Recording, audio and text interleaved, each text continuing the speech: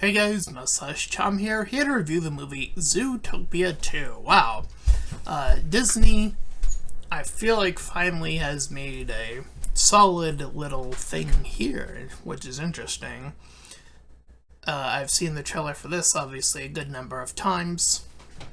And now, it's here! Hooray!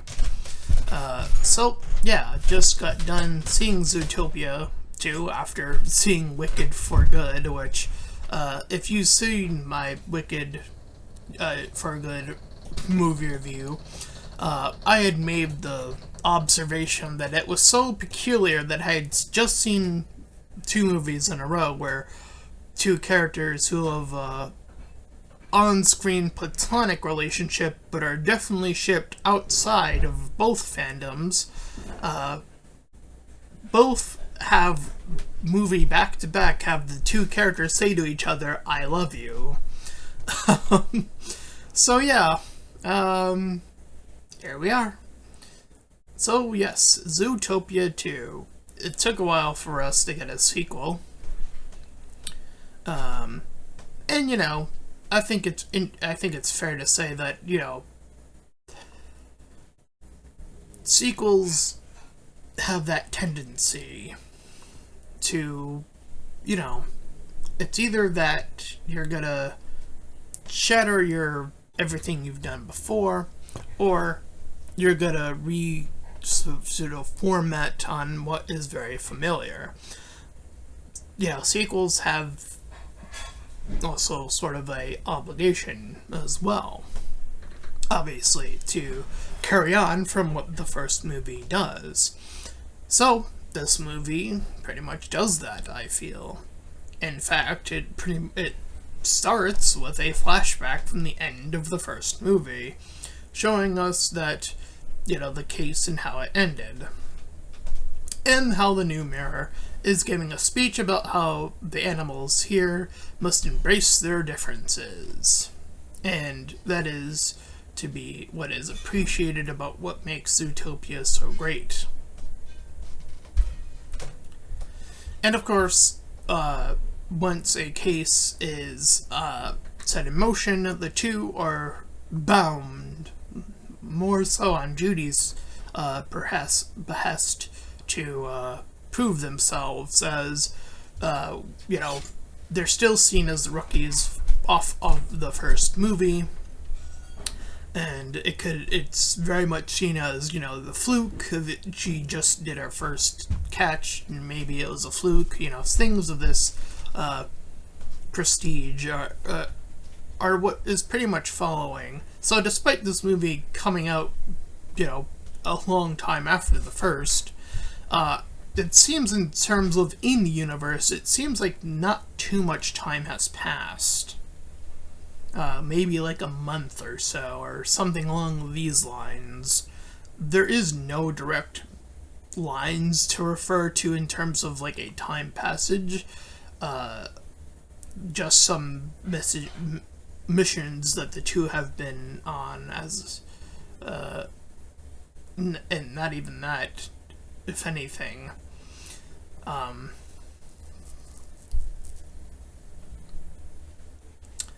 So obviously, the two are bound to try to catch this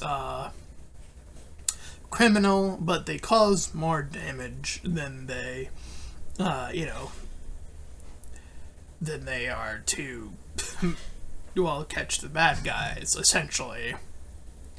However, Judy catches a glimpse of a snake scale. But due to their negligence, they are forced to take a mismanagement sort of symbiotic therapy session alongside a bunch of other pairs that are pretty much bad for each other. And there's some jokes based on animal pairings, such as an elephant and I think it's a mouse or a rat, one of those two. Whatever, I think elephants, you know, have that thing. It's been like described as like they get fearful of animals of that small stature, so you know, they have that bit. as well as the other animals pair also having other bits as well. And of course, still them two being the mismatched pair that they themselves are in, that being Judy and Nick. So the parents call Judy once more,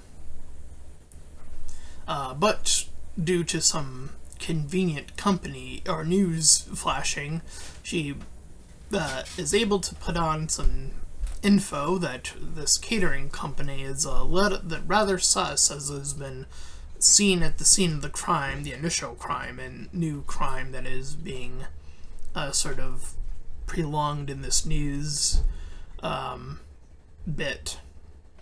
So the two of them sneak into the party, her wanting to prove herself and Nick just seemingly wanting to seem aloof, though later on it is pretty crystal clear that he's trying to look out for her in this case.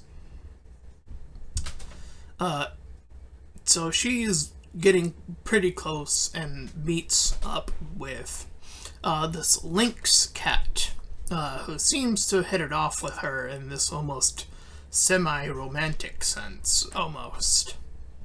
Though, you know, as I said, between the two of them, Nick and Judy, that is, obviously they have been shipped to, you know, for obvious reasons, even as early as the first movie was a thing.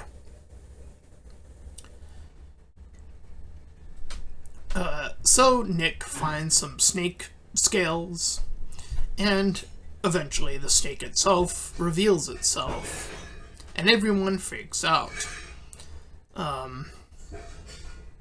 Due to the snake's previous proclivities as been spread by preconceived notions, much as akin to the first movie, which was about, you know, prey versus predator.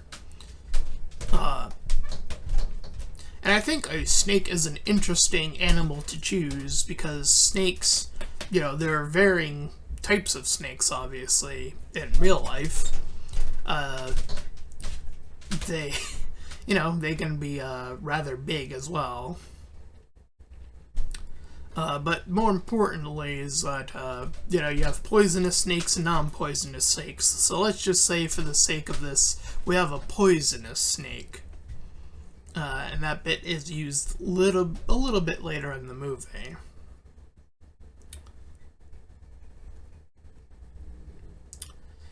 So,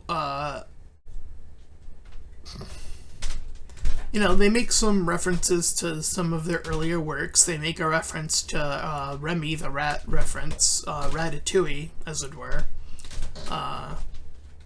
So they, you know, they make the sequel joke at some point in the movie, and, you know, knockoffs and sequels and prequels. So they do the self-aware joke here. But, you know, it all fits within the universe as well. This universe. They make it fit to appeal to the animal world. So, due to some hijinks, as they're trying to chase the snake down, and the snake has taken the object of desire, they are all in the same room with, the main cop, like the lead cop guy. He's like a bull character, or I'm not actually sure what his animal is. It's like the bull with horns, or something along those lines. Anyway, point being is that he gets jabbed through shenanigery in the neck with the snake tooth, so he gets, like, knocked out.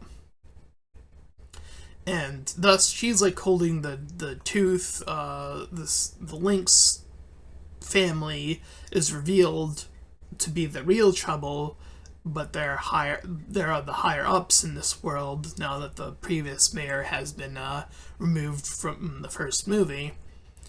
And they are just actually using the new mayor as a sort of leveraging aspect to gain more and more power. and using said racism from beforehand to enhance that power, which, is that more sinister racism. Which, I heard in another review that I was just watching about how the first movie doesn't really apply that. I was like, did that person watch, or should have probably rewatched the first movie? The whole point is that the mayor was reinforcing the racism to stay in power, essentially. That was the point of her being the villain. So I don't know how that was missed, but they follow up here as well, that being a maintained form of how racism is utilized.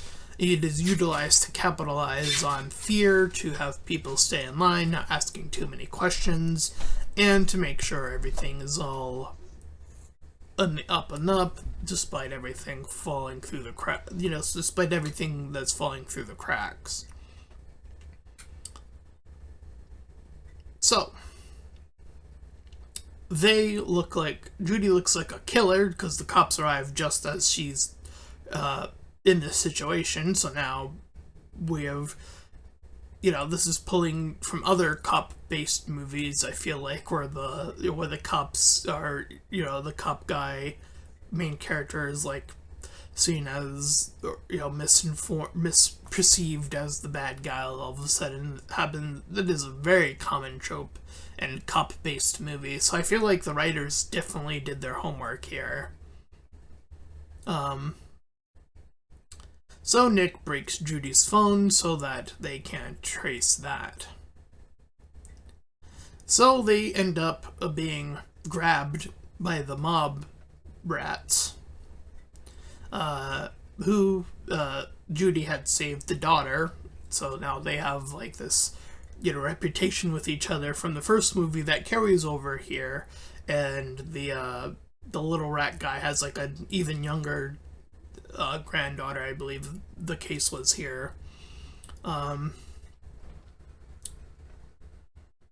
So they get their info about how to access the location to where they can find at least another reptile, so they can try to figure out what's going on. So they move the locations and meet a beaver along the way, who shows them the reptile area is far more laid back than what they had initialized.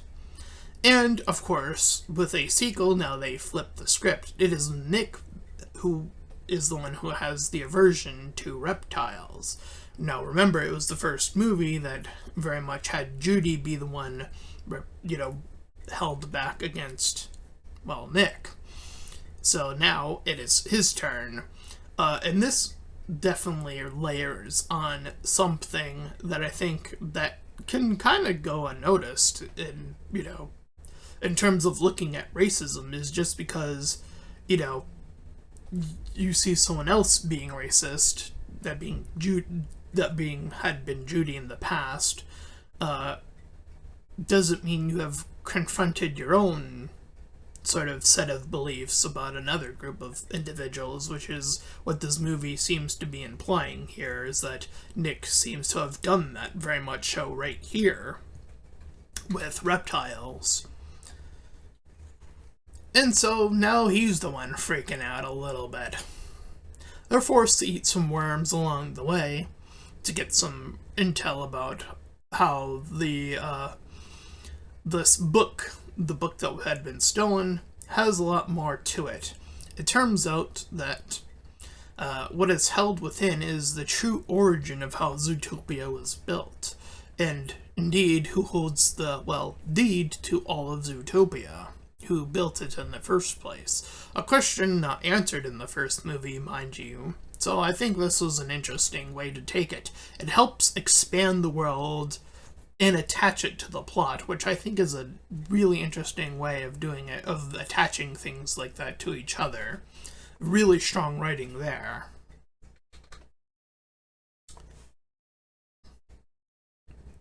And so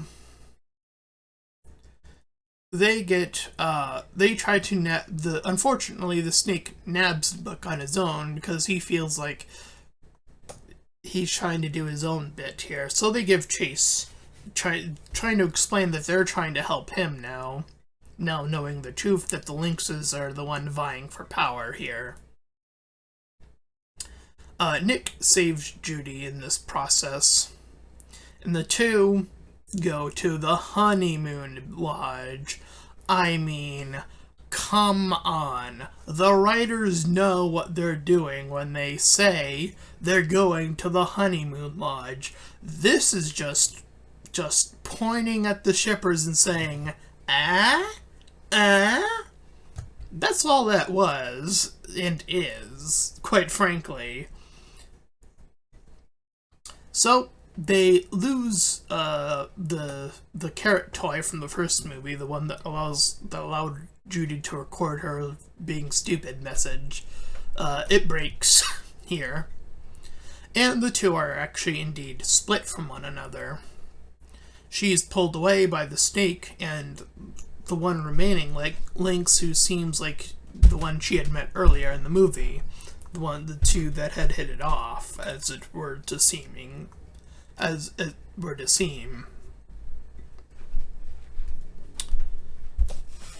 So they go to this camel land,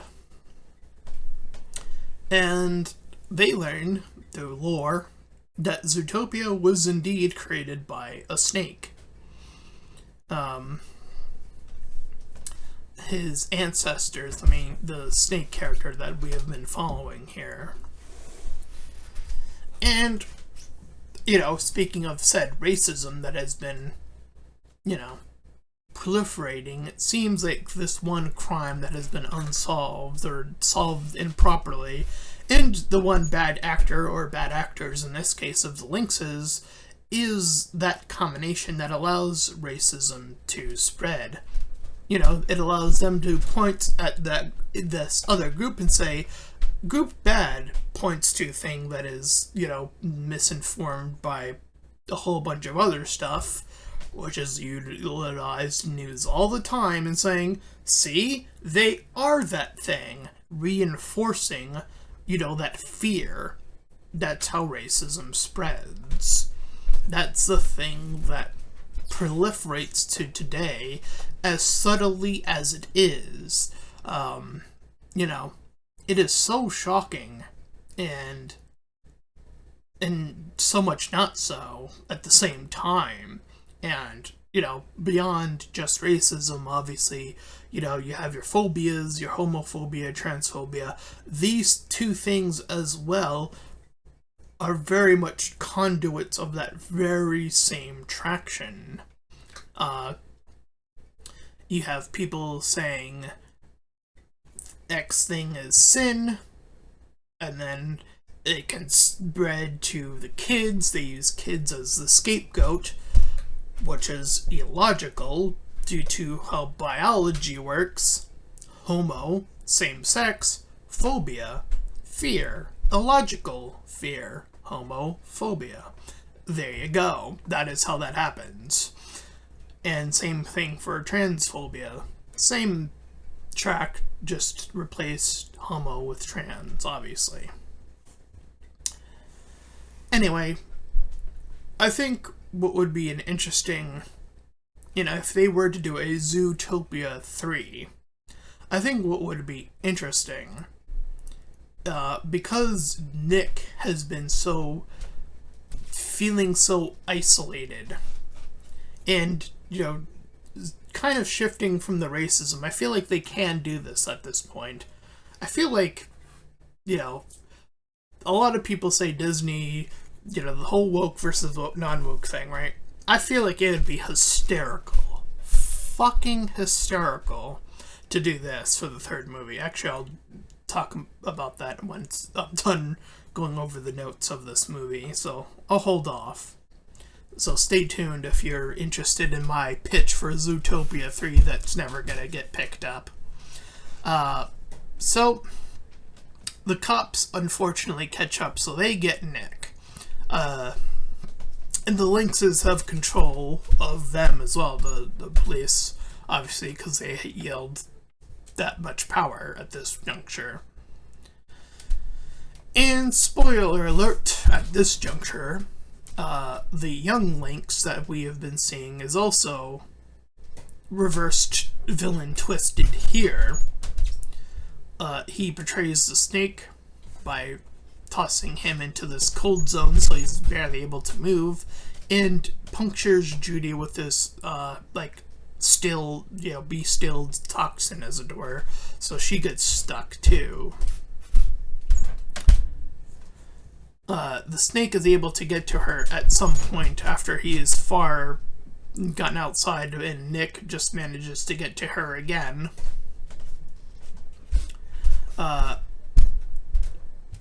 So, Judy is the one who rushes to save Nick this time, as he's falling off this ledge. So she grabs him, so she's just returning that favor of saving. So now they have both saved each other, and then they both get grabbed by the snake.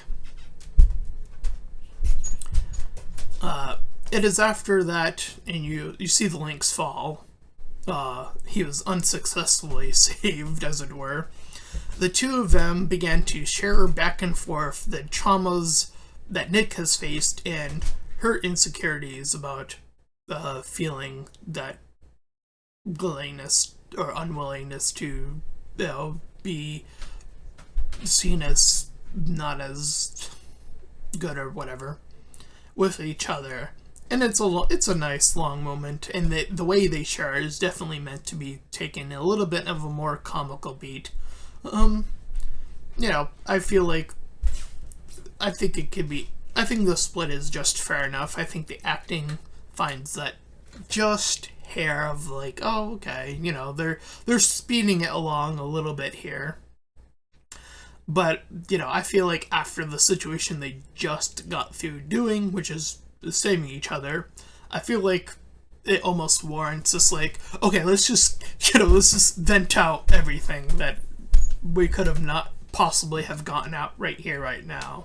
Seems to be the bit. So I think that is justified in its existence, as it were. But the young Lynx is not quite done yet. He is hobbling and they make a reference to it, The Shining, surprisingly. Old reference at this point. Jeez Louise, I was not expecting that.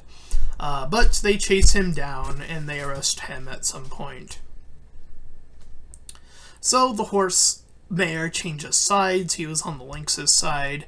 And through convincing words earlier, he changes sides to the good guy's proper side, and thus, in recapturing all the other Lynxes, with the other cops finally catching on to what's really going on, the news begins to spread, and it is Nick who gets to convey that message about how, these differences are what strengthen us as individuals and as a cohesive group, as it were. And so they prep, getting ready to go after the prisoners. They help get, because Nick was in the prison, and then they had this whole prison escape bit, and all the prisoners got out. So now they're going out to refetch, and they start with Bellhop from the first movie. That's how the movie ends, with them chasing her. And that was Zootopia 2, a really solid sequel that reinforces those themes and messages that were carried over from the first movie, expanding Judy's and Nick's relationship to just friends, wink, and introducing some new characters along the way, revealing Zootopia's true past as well in the process of this sequel. So this sequel managed to accomplish quite a number of things, quite frankly, a numerous amount. So yeah, really solid movie. So, I had mentioned Zootopia 3. What would be my pitch, right? And I had mentioned woke versus non-woke, and I was kind of alluding to it earlier.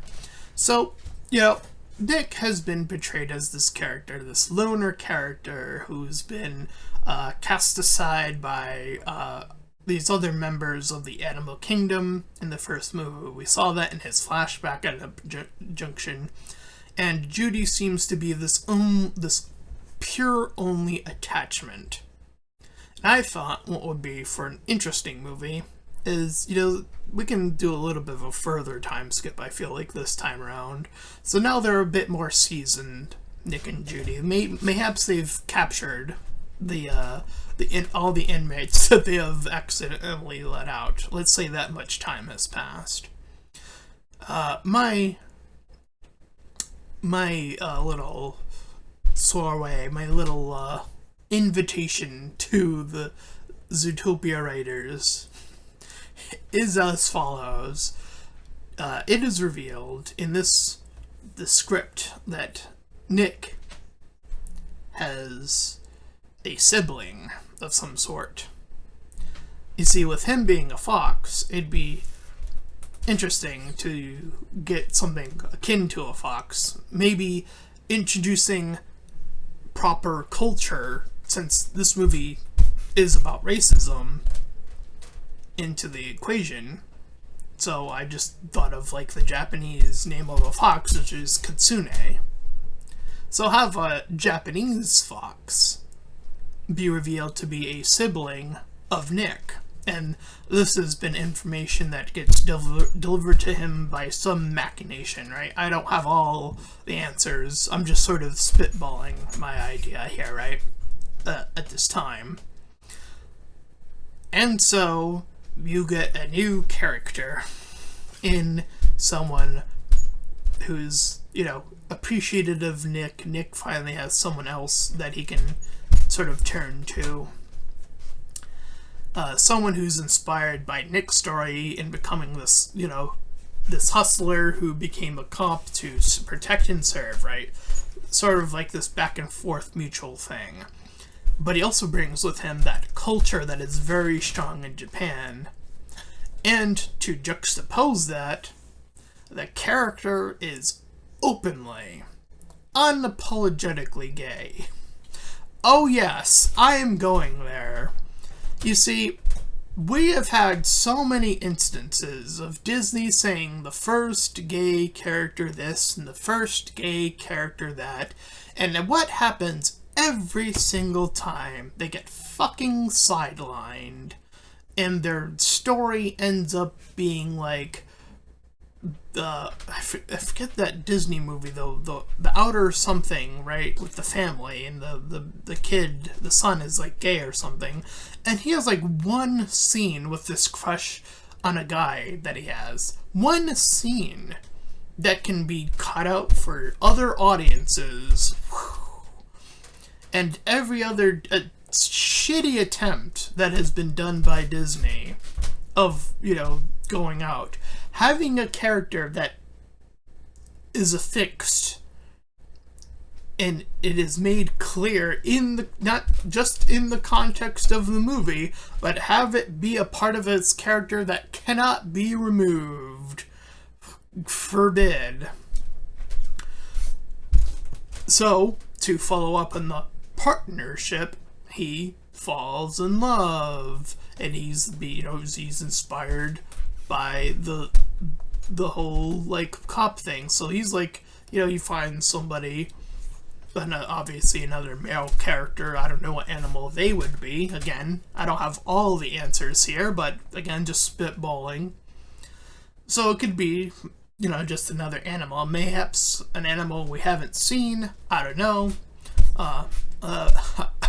I'm not sure what animals we haven't seen yet. Dolphins and other sea animals were introduced here as well. Maybe another cultured animal, one that would exhibit from, one mayhaps you wouldn't think of that would come from America necessarily, right? I don't know. Something so that you have that culture clash, and that racism theme can be dismantled by seeing these two characters interact in this world, and you have to play off of that. You have the four characters, Nick and Judy, excuse me, to play off of these two new characters, and have that quadrant of, relationships and such.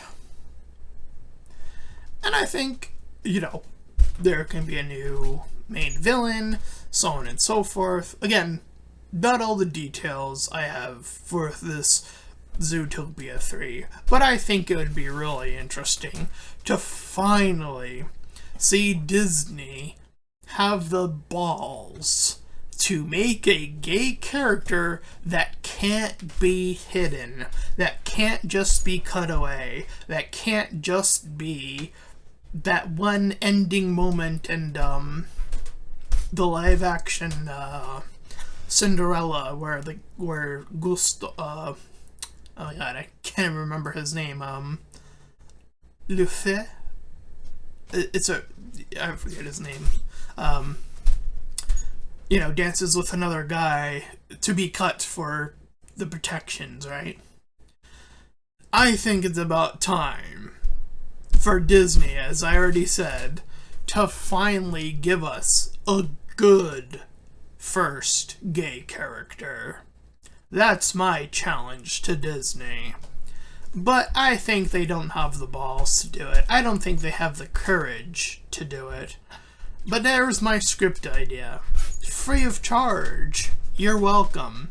As for Zootopia 2, I think this is an easy 8 out of 10. I think this is followed up really nicely and is a nice companion piece almost to the first movie. And yeah, I don't know which one I would say is better or not. I think there are definitely stronger moments in the first one. Again, Nick's past definitely is one of those stronger moments in the first movie, for sure.